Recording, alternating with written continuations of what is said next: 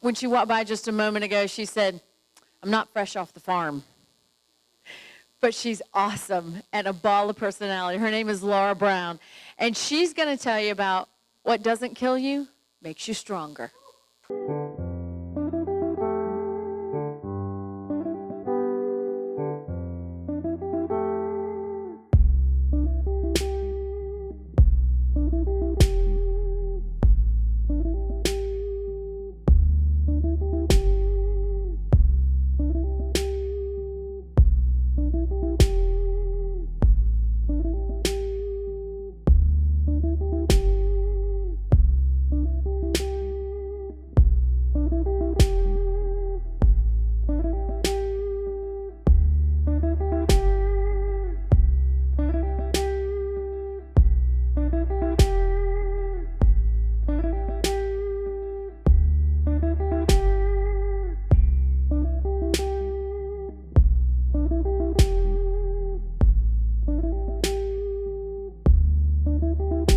So from the introduction, I am Laura Brown. What it does not say is that I was affected by cancer when I was 21 years old. So this is 26 years of free of cancer. It took about 2 years to get over cervical and uterine cancer. So that is actually the beginning of the story. And of course, it did not kill me, so I've been strong for 26 years. So it all began actually when I thought I had mono. It was going around the campus that I was going to my last year of college on. I was in my 5th year. I was very busy, kind of like Angie talked about. I really didn't have time. But I thought I had mono, and I was coming up on my yearly appointment, and I thought, oh, I'll just have that doctor go ahead and give me a test for mono. I'll go through my normal testing and everything will be fine. I'll have an antibiotic, go right on with my day. Well, that's not how it went, and I was very wrong. I got a call a couple of days later, and the doctor said, hey, well, you don't have mono, but I need you to come back into the office. And I thought, well, that's can't be good. So I said, how soon can I go? Because I didn't want to sit around thinking about this. I had class, I had band, I was a band nerd, I was a soloist, I had stuff to do. So I went back into the office, and he sat me down in that chair, and he says, well, you have cancerous cells on your cervix, so you have cancer. And you sit there in that silent moment for a second, and you say, I really just don't know what to do about that, and you kind of want to leave the room screaming. I really, honestly, at 21 years old, did not know what to do at that exact moment. Because I thought, well, is this it? Should I keep going? What do I do? And then he says, well, we'll go ahead and come up with a plan. So a plan to me, I thought, oh, well, maybe it's something easy. It'll be a few weeks. I'll be back doing whatever I normally do. That's not exactly how it goes. So that actually was kind of where things, in a way, somewhat stopped.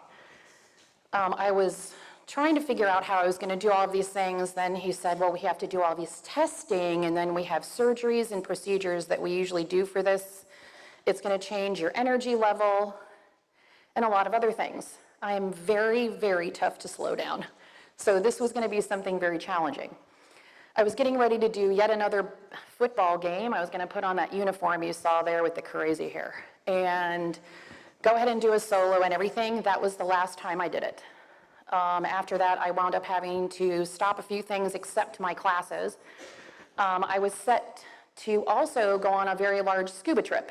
At the time, even as young as I was actually off and on living in Los Angeles, and I had become somewhat of a predominant scuba instructor. I was a scuba dive master, and I was doing search and rescue as well as salvage. Now, everybody says salvage, what in the world is that? And it doesn't sound glamorous.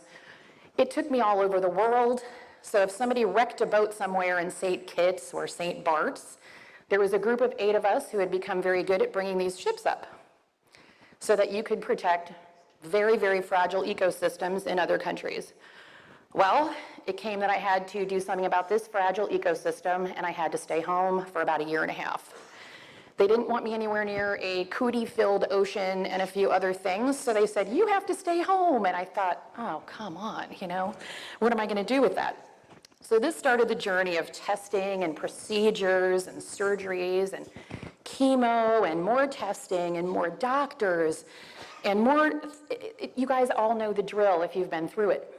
It just goes kind of on and on. And I remember thinking, you know, I hear a lot of people say, well, why me? And the first thing that always came to my mind was, who knew? Who knew that something this huge would change my life at such an early age? And I would really have to dig deep in order to kind of cope with that. Who knew that I would actually summon humor to be part of my coping mechanism? And having met all of these lovely people at this table right here, they know that I'm not serious. So it was a lot of humor. But who also knew that I would also have to summon a warrior spirit when I really hadn't had that much life experience? I was just out there going to college, having a little fun. Boom. You have to figure out how to summon this one piece of you so that you just keep going every single day. But the last who knew, which is kind of the best one, is now at this time, who knew that a very casual conversation after teaching our hosts swim lessons, that I would wind up standing up here in front of all of these people and all of these wonderful survivors and talking about something after all of these years. I had no idea that that could happen. My internal self said, you really need to treat these people better at swim lessons, or you wind up in front of like 180 people talking about something very personal. I mentioned humor as being a tool that I use to help me get through my troubling time. Obviously, I'm a person of rapacious sarcasm, so this does come somewhat easily. As people began learning about my condition, they would often wonder, and they would walk up and they would say, you know, I'm so sorry to hear that you have cancer. I'm sorry too. And it started happening a lot, and it was a lot of my parents' friends. They would walk up and just say, oh, you know, just this whole cancer thing that's really gotten to be so prevalent. And I'm like, it's like Voldemort from Harry Potter, as if they say that it's going to be less of what it is or it might go away. So, of course, in my mind, I'm thinking, can we all whisper about lima beans? Because that's really gross. So, you know, you're trying to find humor in times when you're not sure that you can even get out of bed. During the seemingly endless procedures and surgeries, somebody actually asked me, it might have been yesterday or today, how many there were, and to be honest with you, I don't remember because they were very numerous.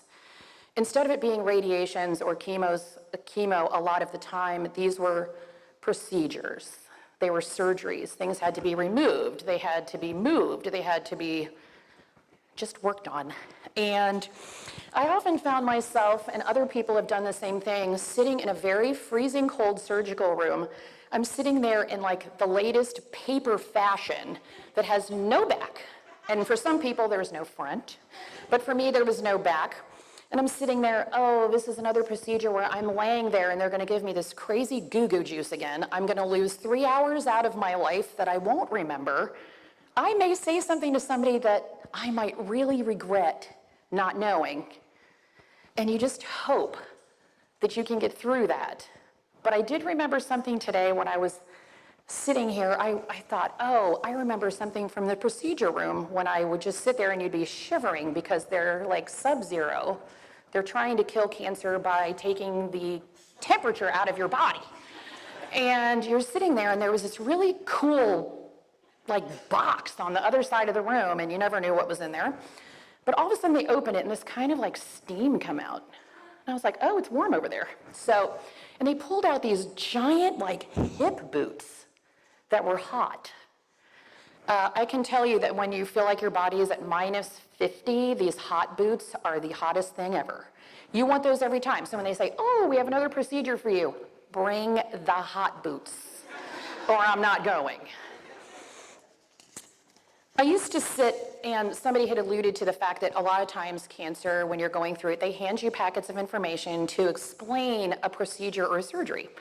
It's going to be what your preparation is, what's going to happen the day of, and then the aftermath. And because my cancer was in a personal area, These papers were just chock full of lovely clinical things for everything that no one ever talks about in health class. That's the only time you ever talk about it. If you talk about it in public, your parents go, don't, and all of those things. So I have British people in my family, so of course I'm sitting there saying, maybe they could take those words out and just say that they're my naughty bits. And every time they say that, I would feel a little better because I wouldn't have to hear this so often. So as I'm reading those, in my internal monologue, which is always overactive, I'm reading them in a British accent. And it was as if it was a season of BBC's Fawlty Towers that went on for 2 years. You just kept listening to it, and the nurses are coming in, the doctors, and people are looking at you, and they're going, she is so weird. When she reads those things, she laughs to herself. Maybe we need to back off the therapies.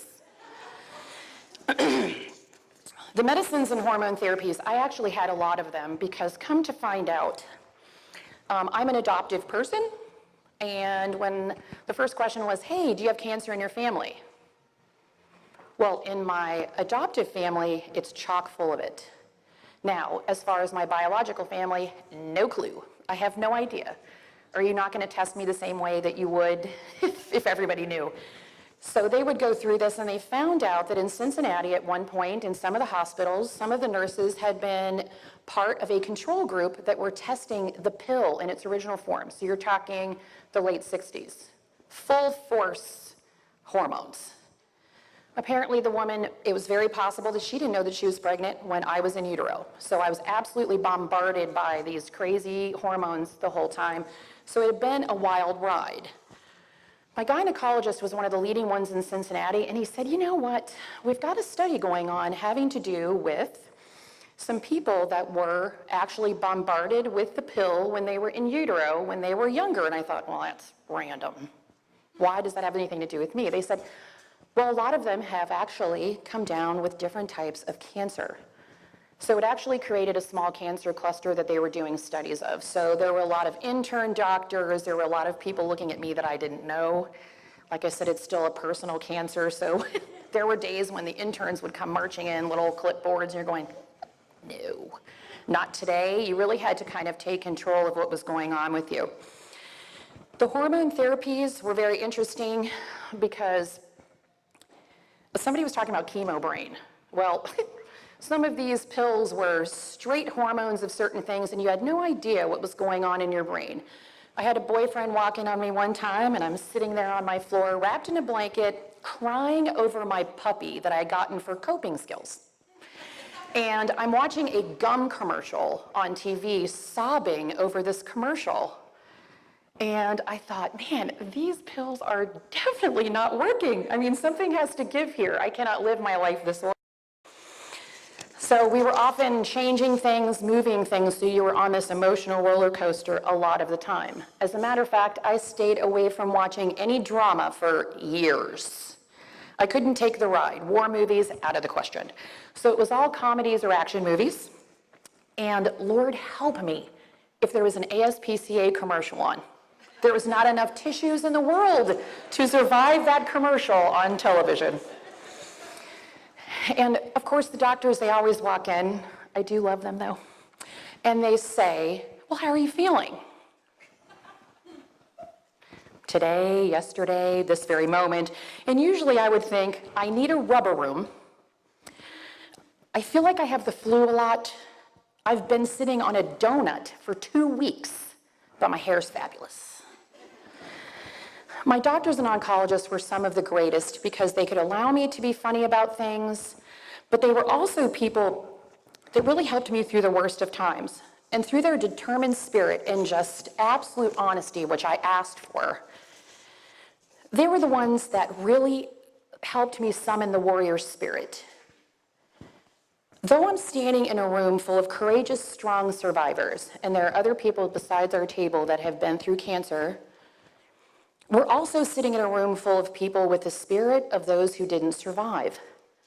And we live through that all of the time. We were the lucky few, or the lucky great many few now, because of all sorts of great advancements in cancer drugs, cancer procedures. It's what's very important. That's why, from what I understand, Dr. Gudina can walk on water. So, but interestingly, we all know somebody who didn't survive. But at some point, no matter what the outcome was, we had to summon this warrior spirit in order to get through this dark time. The actual definition of a warrior is, and I'm going to read this just so I don't get it wrong, the one who is engaged in or experienced in a battle, one who is aggressively or energetically in an activity, cause, or conflict. And although this is often logically linked to to someone who's actually engaged in war, a warrior can be anyone who actually fights the good fight. I know of 9 of us who fought the best fight, and I would never cheapen that in a million years. There are so many, I believe that cancer survivors are warriors without a doubt. You would never catch a majority of people sitting there saying, meh, it can go ahead and take me, it's fine. Because a lot of us have things to do. We have families to raise. I was 21, I had vacations to take. I had scuba diving to have for years. I wanted to travel the world. So I really needed to get this to go.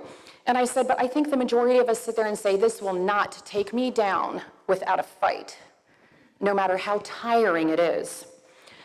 And one has to deal with that being a warrior every day because cancer throws something new at you every day. On many days, you just feel like you want to throw those covers over your head and say, ugh, not today, I'm not dealing with it. But through all of those things, you generally wind up standing up, you get ready to go, you put on your armor, and you go out and you fight the good fight to the absolute everything that you have every day. It is so incredibly not easy. Because fighting that invisible fight is quite daunting. It's the fatigue. It's the sickness, it's the emotional roller coaster, it's the pain, it's the sometimes embarrassing moments of what goes on. You feel like Sisyphus with the rock. But the good days, the joys, the small and large victories that come along the way, the newfound appreciation for life and the small things, sometimes it's actually recognizing the unconditional love that you might have taken for granted before. It's so amazing. And it's so eye-opening. So in many ways, we're also very lucky to have had this horrible thing to happen to us. I always admire and am awe of people who can take that one moment in time that they have to make it to. No matter what the sheer grit is that will take them to get there. Be it a graduation, a christening, a wedding, they would set this goal, and maybe there would be no moments for them after that. But they would summon the warrior spirit and do their level best. No matter the outcome, warriors always get to really understand life has to offer. We get to live, if you want, no holds barred. Absolutely wide open, and you may be able to live that way forever. You can try anything you want, because something did not take you down without a fight. So nothing could be wrong after that point. You just live your life and keep going. And if you're a faithful person, you may even have a relationship with God that you may have never have had before. That is one of the things that happened with me. I finally realized that this is so much larger than I am.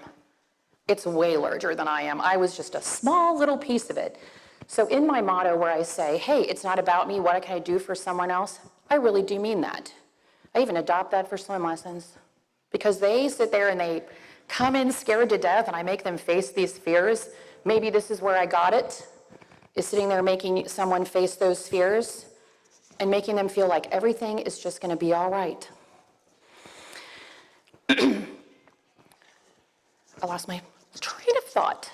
But I do sit there and in closing want to say that I really wish that I had known those other 8 people when I was going through this, because the absolute courageousness that sits at that table over there is amazing. It's infectious. I felt really good yesterday. I feel better today. And I also am completely peaceful in the knowledge that if I ever was stricken with cancer again, I know who to call. He would be on speed dial, because I know that I would at least have that ability to summon that warrior spirit again, because he is a warrior for cancer. And the more you hear about it, the better it is. And I met him doing something in a very small portion of his life and mine. It was just swim lessons. So the only thing I can say is everybody just needs to keep that warrior spirit throughout their entire life. And please, please, please keep a little bit of humor. Thank you.